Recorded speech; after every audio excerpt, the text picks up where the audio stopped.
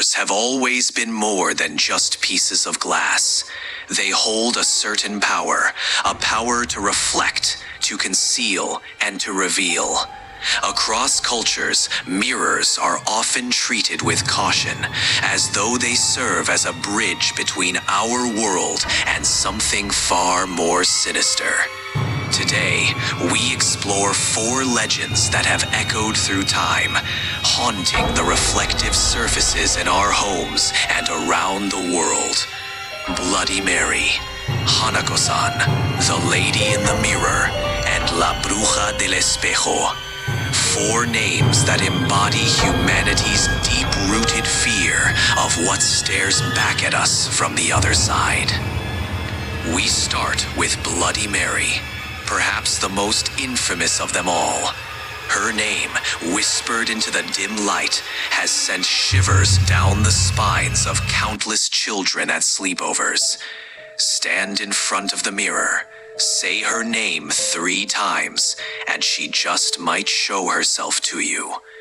But who is she? A vengeful spirit of a wronged woman? A tortured soul trapped between worlds? Or simply the embodiment of our own fears? Perhaps it is the not knowing that makes her so terrifying. The room grows colder, her mirror fogs ever so slightly, and suddenly, in the dim light, you swear you see it. You see her. A fleeting face, a shadowy figure, blood-streaked hands reaching out. Was she real, or was it just your mind playing tricks? The terror of Bloody Mary is not in the apparition itself, but the raw fear that what you dread most might suddenly become real. The origins of Bloody Mary are as mysterious as the legend itself. Some say she is Mary Tudor, Queen of England, known for her ruthless pursuit of heresy, her hands stained with blood. Others believe she is the spirit of a young girl who met a tragic end, perhaps murdered, perhaps taken too soon by illness. The story of Bloody Mary endures because it taps into something universal, the fear of what we cannot see, of what we cannot understand, and of what we might inadvertently bring into our world. Look into my eyes and see the darkness that awaits you. And then, across the world in Japan, we meet Hanako-san, the spirit of the school bathroom mirror. Children dare each other to call for her, to knock on the door 3 times and ask, "Are you there, Hanako-san?"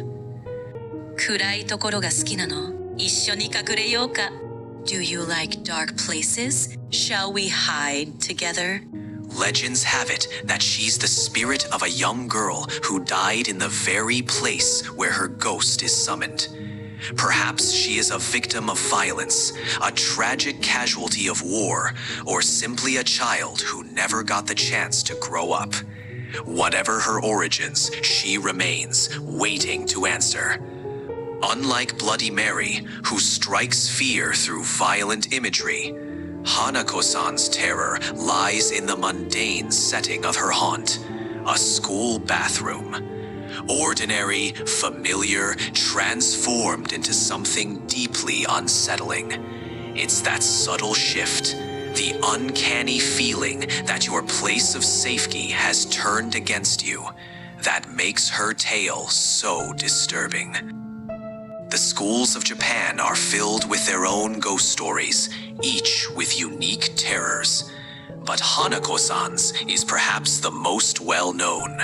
She embodies the fears of childhood, lost innocence, vulnerability, and the fear of the unknown. In Japan, where spirits and the supernatural are woven into cultural consciousness, Hanako-san serves as a reminder of how past traumas can linger, how they can root themselves in places meant to be safe. The school bathroom, a place of refuge, turns sinister when her presence is felt. Hanako-san's legend also has its darker, more sinister variations. In some versions, she is not merely a spirit that appears. She is a spirit that can drag the unsuspecting into the stalls, pulling them into a world from which they cannot return. This aspect of the legend adds an element of physical danger. The idea that an encounter with Hanako-san is not just frightening, but potentially deadly. It's a reminder that some things are better left undisturbed, that curiosity can sometimes lead us to places from which there is no return. The bathroom stalls become a gateway, not just to another world, but to the darker parts of our own mind, the fears we keep hidden, the traumas we try to forget. Now, let's turn to a lesser-known but equally chilling tale, The Lady in the Mirror. This story originates from Victorian England, where it was said that mirrors could capture and hold spirits. The Lady in the Mirror is thought to be a spirit of a woman who died tragically. My soul, bowed to this glass, weeps ceaselessly for the days long past. People say that if you stare into the mirror in a darkened room and call out, "Lady, show yourself," 3 times, you might see her. But she isn't just any apparition.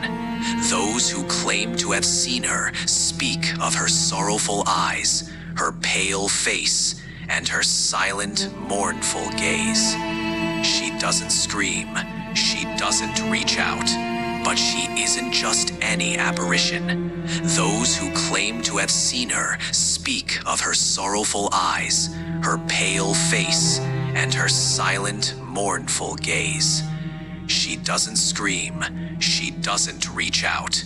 She simply stares, as if begging for help that will never come. The Lady in the Mirror is a ghost of sadness, a reminder of how grief and loss can leave their mark even on inanimate objects. She's often seen in homes where tragedy has struck, appearing to those who have lost someone dear. The mirror, once a simple household object, becomes a window into a lingering sorrow of the past. Imagine staring into the mirror, the room dimly lit, and seeing her there, watching you, with her eyes full of sadness, as if she knows your pain. Her presence is not violent, but it is deeply unsettling. The idea that a mirror can hold not just reflections, but emotions trapped forever is what makes The Lady in the Mirror so haunting. And now, let's journey into Latin America, where the mirror reveals yet another face, La Bruja de Espejo, known as the Witch of the Mirror. She is said to offer you power at a price. The legend speaks of a woman who would appear to those who dare to gaze into their reflection under the moonlight, offering promises of wealth or revenge. But the price of her favors is steep, and her gaze, once met, will follow you. The shadows whisper your name, revealing your darkest secrets. In my reflection, you will find truths you fear to face. Those who have encountered her speak of the way their reflections feel off, as though their eyes, their expressions, are not quite their own anymore. And those who dare to accept her offer find themselves haunted, bound to the witch's power forever, regretting the moment they let her into their world. Her tale is a reminder. Be careful what you wish for, especially when speaking to the dark reflections of your desires. The allure of La Bruja de Espejo lies in the temptations she offers. The promise of power, of revenge, of having your deepest desire fulfilled. But the price is always hidden, always more than you expect.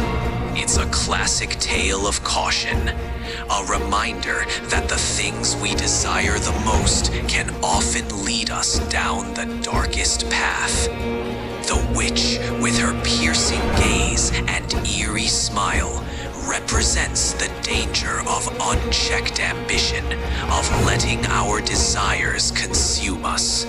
And once you've let her in, there's no going back. The mirror becomes a prison, and your reflection a stranger. These legends all share something that transcends culture. The fear of the reflection that isn't quite right. The unsettling realization that mirrors might hold more than just our image. When you stare into a mirror, it's easy to see only yourself.